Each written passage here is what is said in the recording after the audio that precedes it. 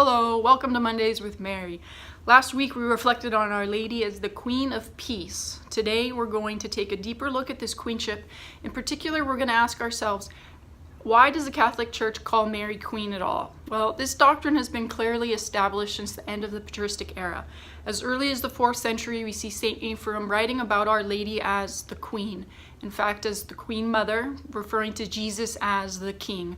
And so you can see that as we developed our doctrine and understood Jesus to be the King of the universe, and then in the 5th century at the Council of Ephesus proclaiming Mary to be the Mother of God, it followed that she's Mother of the King, and therefore she is Queen herself. In a particular way, she is Queen Mother, which later on in future episodes we'll see has a deep meaning rooted especially in the Old Testament.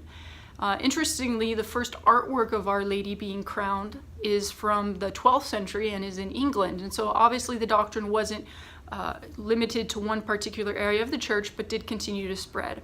That leads us all the way up until 1954 on October 11th, when Pope Pius XII declared the feast day of the Queenship of Mary, which today we celebrate on August 22nd. In this proclamation he made in the encyclical Ad Caeli Regina, and in this encyclical he points out at least 4 reasons why we call Mary Queen. So what I want to do is I just want to look at these 4 reasons. It'll be brief, but it'll lay the groundwork for future episodes, because as you'll see, they're pretty deep and not something that we can cover in a minute or less. So what the first reason he gives is that Mary is the Mother of God. So as I just mentioned, if Mary is the Mother of God, that means she's Mother of the King. That makes her Queen. But it also makes her Queen in that she has this sort of exalted status being the Mother of the Divine Lord. And so Mary is Queen because she is the Mother of God. Secondly, Mary is Queen because of her association to the new Adam. That is, she is the new Eve.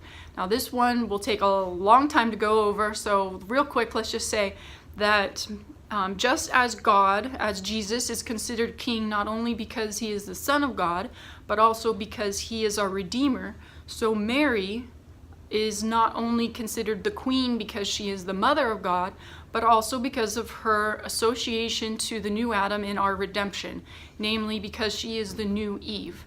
We'll talk about what this new Eve specifically means. For today, let it suffice to say, I want to point out that this is in an analogous and limited way that we talk about Mary as being Queen. Jesus is the only King, the primary King, the King of the universe, the King of all. He is the omnipotent King.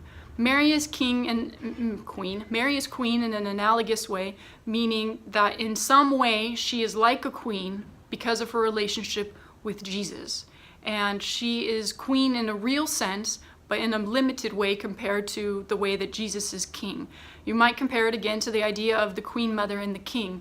The King has ultimate authority overall, but the Queen Mother did share in certain advantages and things proper to her, specifically because she is the Queen Mother. So we might look at it a little bit like that.